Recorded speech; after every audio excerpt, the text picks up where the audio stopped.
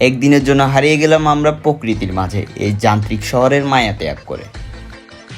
আজকে আমাদের ভ্রমণ যাত্রাটা ছিল রাঙ্গামাটির উদ্দেশ্যে। তো আমরা চট্টগ্রামের অক্সিজেন মোড় থেকে পাহাড়িকা বাসের টিকিট কেটে রাঙ্গামাটির উদ্দেশ্যে রওনা হলাম। আর আপনারা অবশ্যই কে কোন জেলা থেকে বা কোন জায়গা থেকে দেখছেন তা কমেন্ট করে জানাবেন। অবশেষে 2 ঘন্টা জার্নি করার পর আমরা রাঙ্গামাটি রিজার্ভ বাজারে এসে পৌঁছলাম। আর ওখানে আমরা একটা হোটেল নিয়ে ফেললাম। আর এটা হচ্ছে হোটেল থেকে ভিউ, মানে হোটেলের বারান্দা থেকে ভিউটা একবার জাস্ট দেখেন, জাস্ট ওয়াও। আর রাঙ্গামাটি আসার মেইন উদ্দেশ্য হচ্ছে এখানে আমরা সারাদিন লেকের মধ্যে বোট নিয়ে ঘোরাঘুরি করবো, যেখানের মধ্যে আমরা পাহাড় আর লেকের ভিউটা তো এনজয় করবো।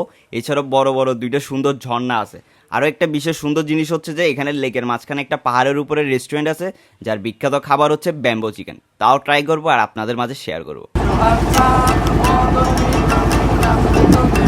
আর এমন একটা পরিবেশে যদি এত সুন্দর একটা গানের আসর থাকে তাহলে আর কিছু লাগে, মন তো এমনিই ভালো হবে। আর একটা কথা হচ্ছে, চলেন একবার সবাই জীবনটাকে উপভোগ করি, এই ইট পাথরের শহর থেকে বেরিয়ে দেখি জীবনটাকে, পৃথিবী আসলে কতটাই না সুন্দর। আমরা আসলে মানুষ সবাই হচ্ছে টাকার পেছনে ছুটে ডিপ্রেশনে পড়ে যাই। তার থেকে ভালো যদি ভ্রমণ করেন, আপনার তো মন মাইন্ড সব কিছু ভালো থাকবে। আর এসব জায়গার ভিউ এটা যদি নিজ চোখে দেখেন, একটা চোখের শান্তি পাবেন। টানা 1 ঘন্টা বোট জার্নি করার পর অবশেষে আমরা প্রথম ঝর্ণার কাছাকাছি চলে আসছি। এই 2টা পাহাড়ের মাঝখানে সরু পথ, ওখানে ঝর্ণাটা, এই যে ঝর্ণা দেখা যাচ্ছে। কিন্তু বর্ষার সিজন হওয়ার সত্ত্বেও ঝর্ণার মধ্যে পানির পরিমাণ খুবই কম। আর এখানে ঢোকার জন্য 20 টাকা করে টিকিটের প্রয়োজন হয়। আর এই ঝর্ণাটার নাম ছিল সুবলং ঝর্ণা। তো আমরা ঝর্ণার উদ্দেশ্যে পাহাড়ের পথ ধরে আমরা 12 জনের মতো ছিলাম, হাঁটা শুরু করলাম। হাঁটি পাপা করে ঝর্ণার কাছে যাচ্ছি। আর ঝর্ণাটা দেখতে একদম মাশাআল্লাহ ভাই, নিজ চোখে যদি না দেখেন এই সৌন্দর্য কোনোদিনও উপভোগ করতে পারবেন না। আর ঝর্ণার পানি ভাই বরফের থেকেও ঠান্ডা। তো যাই হোক, এই পাহাড় ঝর্ণা এইসব সৌন্দর্য মুখে বা ভিডিওতে কোনোদিনও বোঝানো বা প্রকাশ করানো সম্ভব না যদি নিজ চোখে যতক্ষণ দেখবেন না। আর এখানে আমাদের গ্রুপের কিছুজন ঝর্ণার মধ্যে গোসলও করছে, আমরা জাস্ট পা ভিজাইছি। আর আমাদের নেক্সট গন্তব্য হচ্ছে চাংপাং রেস্টুরেন্ট। আমি জানি আপনাদের মধ্যে অনেকে চাংপাং নামটা শুনে হেসে দিয়েছেন, হাসার কোনো কারণ এটা হচ্ছে চাকমাদের রেস্টুরেন্ট, তো ওদের ভাষায় চাংপাং নামটা দিছে। কিন্তু খাবার মুখে জাস্ট লেগে থাকার মধ্যে।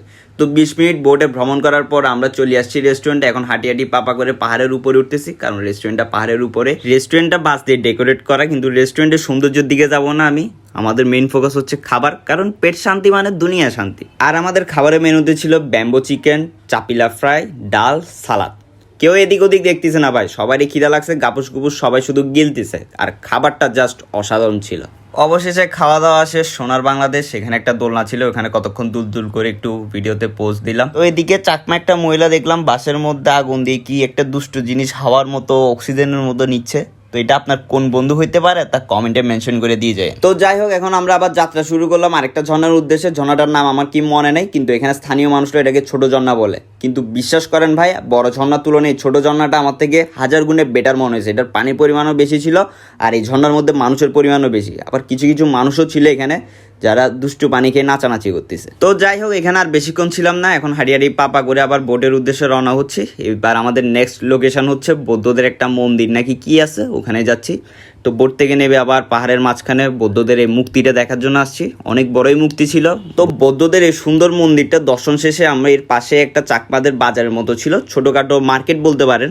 তো এটা আমরা দেখার জন্য যাচ্ছি, কিন্তু লজ্জার বিষয় হচ্ছে আমরা কিছুই কিনি। তো যাই হোক, আজকের ভিডিওটা এতটুকুতেই থাক, কারণ এরপর আমরা আরও কিছু লোকেশনে গেছিলাম, ওগুলোর ফুটেজ আমি নিতে পারিনি, কারণ আমার ফোনের ব্যাটারি চার্জ শেষ। দুঃখের বিষয়।